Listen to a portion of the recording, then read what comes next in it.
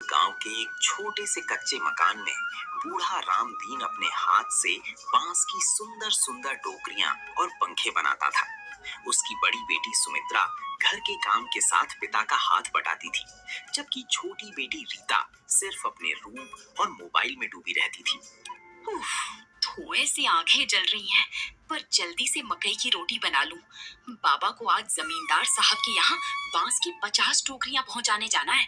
देर हुई तो बाबा पर गुस्सा होंगे। अरे ओ रीता बिटिया, उठ जा। दोपहर होने को आई। अपनी बड़ी बहन सुमित्रा को देख, सुबह से बांस छीलने से लेकर रसोई तक खट रही है। थोड़ा हाथ बटा ले उसका। क्या है बाबा, रोज रोज सुबह उठते ही वही किचकिच। सुमित्रा दीदी के हाथ तो बांस छील छील कर काले और खुरदुरे हो गए हैं। मेरे ये मुलायम हाथ इन गंदे बांसों को छूने के लिए नहीं बने हैं। कोई बात नहीं बाबा, आप परेशान मत होइए। रीता अभी छोटी है। आप आकर गर्मा गर्म रोटी खा लीजिए। मैं बांस की छीलियां बाहर धूप में सुखा आती हूँ। रामदीन खाना खा ही रहा था कि तभी गांव का एक किसान दौड़ता हुआ आया और बोला कि नदी किनारे बांस के जंगल में आग लग गई है। रामदीन अपनी टोकरियां छोड़कर गांव वालों की मदद के लिए तुरंत भाग पड़ा। हे बजरंग बली, बाबा तो चले गए, पर शाम तक हवेली में 50 टोकरियां पहुंचानी है। अगर आज ऑर्डर पूरा नहीं हुआ तो जमींदार साहब पैसे काट लेंगे और घर में राशन नहीं आएगा।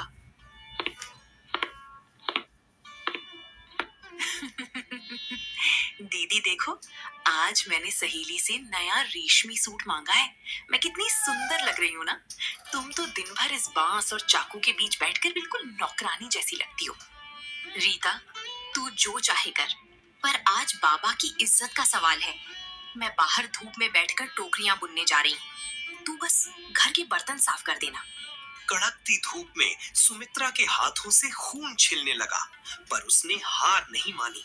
रास्ते से गुजरते मुखिया जी ने उसे देखा तो मन ही मन कहा, धन्य है ये बेटी जो बूढ़े बाप की लाठी बनकर मेहनत की कमाई खा रही है।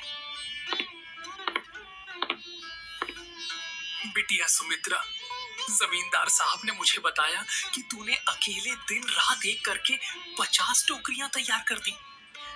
एक बाप के जीते जी बेटी को इतना तपना पड़े, मैं कितना अभागा हूँ। कुछ दिनों बाद रामदीन का बरसों पुराना दोस्त विश्वनाथ शहर से उससे मिलने आया। दोनों पुराने दोस्त आंगन में बैठकर अपने अपने बच्चों का दुख सुख बांटने लगे। क्या बताऊं रामदीन भाई, मेरा बड़ा बेटा आकाश शहर में ठेकेदारी और सट्टेबाजी करके अमीर तो बन गया है, पर एक नंबर का घमंडी और बेईमान है। छोटा बेटा प्रकाश सीधा साधा है, गांव में रहकर फर्नीचर का काम करता है। रामदीन भाई, क्यों ना हम इस दोस्ती को रिश्तेदारी में बदल दें? घमंडी रीता की शादी मेरे अमीर बेटे आकाश से कर देते हैं और गुणी सुमित्रा की शादी मेरे सीधे और मेहनती बेटे प्रकाश से। दोनों बहनों का विवाह दोनों भाइयों से हो गया। रीता शहर के 3 मंजिला आलीशान बंगले में पहुंची और सुमित्रा प्रकाश के साथ एक छोटे से खपैल के मकान में आई। रीता, मेरे पास शहर में गाड़ियों और पैसों का ढेर है। तुम्हें इस घर में एक दिन का भी उठाने की जरूरत नहीं है। नौकर सब करेंगे। वाह, मेरी तो किस्मत खुल गई। मेरी वो बांस बुनने वाली सुमित्रा दीदी तो उस गरीब प्रकाश के साथ झोपड़ी में तड़पेगी। सुमित्रा, मैं भैया की तरह चालाक नहीं हूँ, बस बांस और लकड़ी के छोटे खिलौने बनाता हूँ। तुम्हें इस छोटे से घर में बहुत दुख होगा। आप ऐसा मत कहिए। अपने हाथों से मेहनत करना तो पूजा समान है। हम दोनों मिलकर मेहनत करेंगे और अपनी नई दुनिया बसाएंगे। सुमित्रा और प्रकाश ने मिलकर बांस के फैंसी झूमर और खिलौने बनाने का काम शुरू किया, जिसकी मांग पूरे शहर और विदेशों तक होने लगी।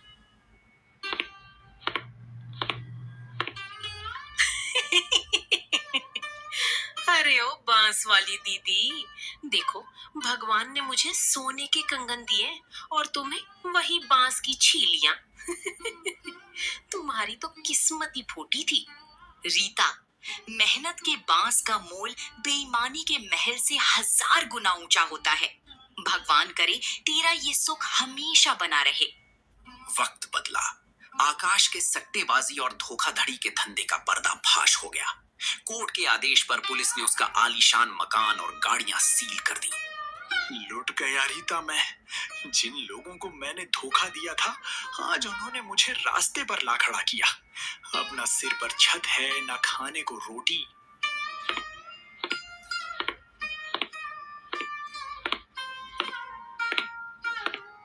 हे भगवान, इस कड़कती ठंड और बारिश में हम कहाँ जाएंगे?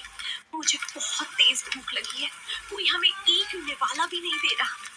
तभी वहां एक गाड़ी आकर रुकती है। गाड़ी से सुमित्रा और प्रकाश उतरते हैं और रीता के सिर पर छाता लगाते हैं। रीता, आकाश भैया, उठो। वक्त कैसा भी हो, अपनों को सड़क पर तड़पने नहीं दिया जाता। चलो घर, पहले गरम खाना खा लो। हमारा हस्तशिल्प का काम अब बहुत बड़ा हो गया है, हम सब मिलकर संभालेंगे। दीदी, मुझे माफ कर दो। मैं अपने रूप और झूठे पैसों के अहंकार में अंधी हो गई थी। आज मुझे समझ आया कि तुम्हारी मेहनत और सच्चा दिल ही इस दुनिया का सबसे बड़ा सच है। तो दोस्तों, हमें इस कहानी से ये सीख मिलती है कि इंसान को कभी भी अपने रूप रंग या झूठे पैसों का घमंड नहीं करना चाहिए। बेईमानी का महल एक ना एक दिन